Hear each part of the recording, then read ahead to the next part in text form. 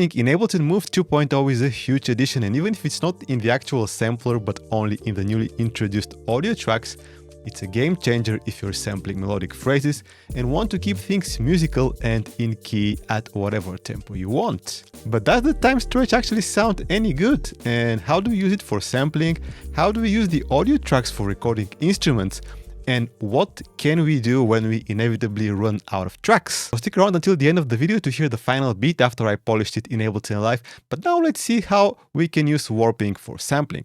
The sample I used for the beat you just heard just so happens to be at the exact tempo I wanted to make the beat at. So we're gonna have a look at a different sample first that actually needed to be warped. So with well-cropped loops, like loops that are 1, 2, 4 bars, warping is very easy. You just load them onto the audio track and they are synced automatically. But we are actually sampling from a song here. So I recorded this snippet to an audio track. I disabled the count-in so that the recording starts immediately, and I pressed the first pad on the audio track to start recording. Making sure to start your recording as close as possible to the beginning of the part you want to use makes editing easier.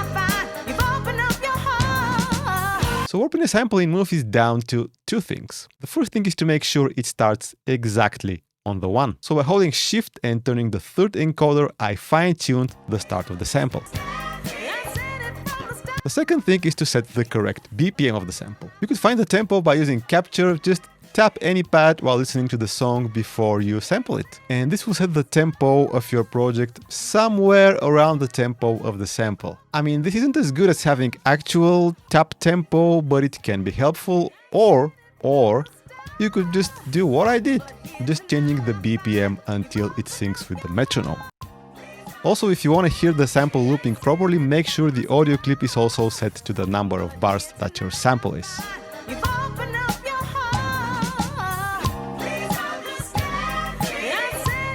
So after you sing the sample, make sure the project tempo is the tempo you want to work at. And if you're going to be transposing the sample, now is the time to do it, while we still can manipulate pitch and tempo independently. Because the next step would be to resample it to the sampler where we don't have time stretch. I also like to apply a high pass filter because I know I'll be adding my own bass, so I might as well do it now. I mean, this isn't essential, but would help maximize the available effect slots later. But honestly, is there another super compact Groovebox that's relatively affordable, that has time stretch of this quality? The original tempo of the sample is 118 BPM. I'm playing it at 92 and it sounds quite decent. Maybe there are some artifacts on the low end, but hey, this is very far from the original tempo and still quite usable. And like I said, I'm gonna be rolling off the low end anyway.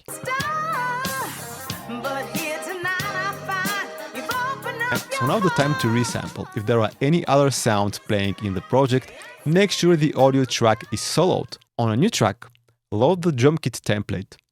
Hit the sampling button, make sure the source is set to resampling, and as you press any pad, the recording will start, and make sure to stop it right at the end of the phrase.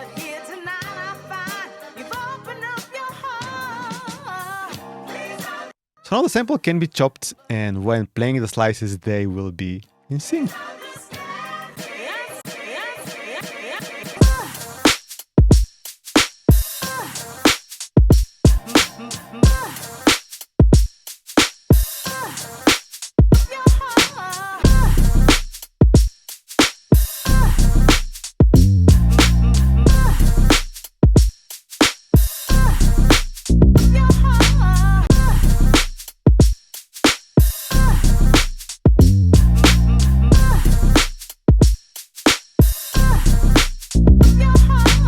Alright, let's go back to that chill beat I played in the beginning and see how recording instrument works with the audio tracks and how we can use resampling to get around the 4-track limitation. But I would also appreciate it if you hit the like button at this point if you like what you're seeing and hearing.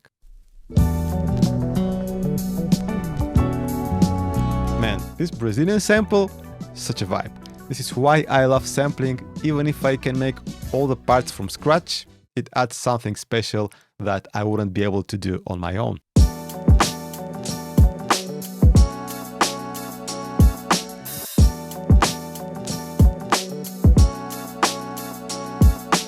And so as always for recording keys, I'm using Core Gadget on iPad, but you can use any external synth, and we can sequence the synth on Move itself, which is what I did for the bass. Load an empty sampler so that the MIDI track doesn't make any sound of its own, then turn on the MIDI out, and this is accessed by pressing Shift and the button of the corresponding track. Then record the MIDI inside Move, and it's triggering the synth on the iPad and getting the audio through the USB-C port.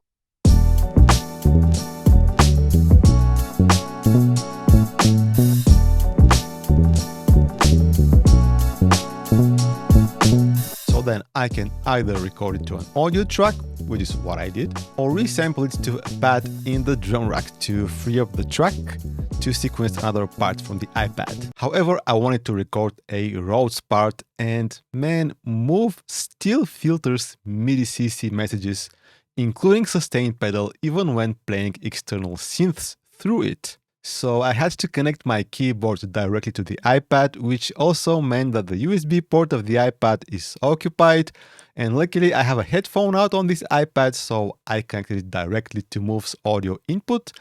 And so with this setup, I could use the sustain pedal and record the Rhodes part directly to an audio track without any MIDI sequencing.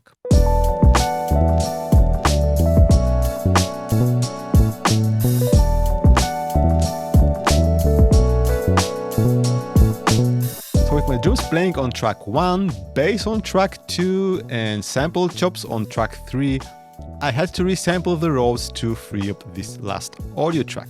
And this is done by solving the Rhodes track, going to the first track where the drum rack is, hitting the sampling button, making sure the source is set to resampling again, and then I just hit an empty pad to resample.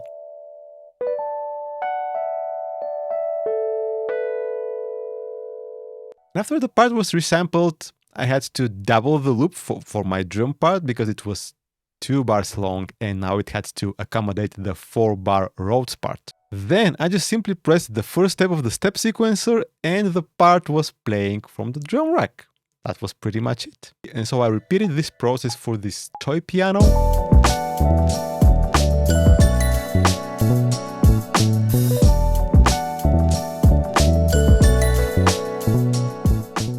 And this funky lead.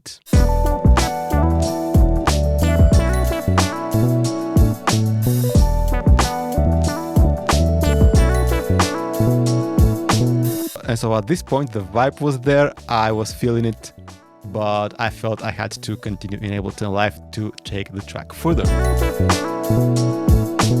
So in Live I added some vocal samples,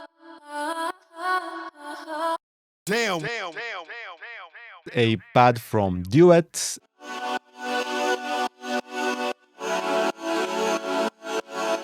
and did some arranging and mixing. So in the end, it sounded like this.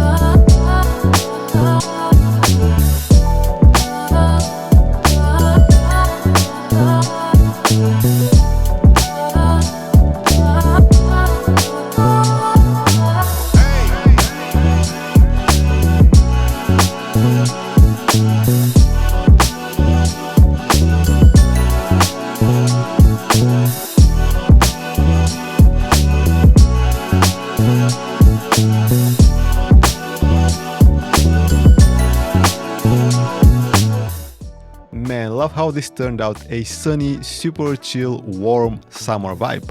So if you enjoyed the video, please hit the like button, subscribe if you are new here, and check out my Ableton Live packs from the link down in the video description, a great way to support the channel, or you can even get the free ones. And yeah, I will catch you later.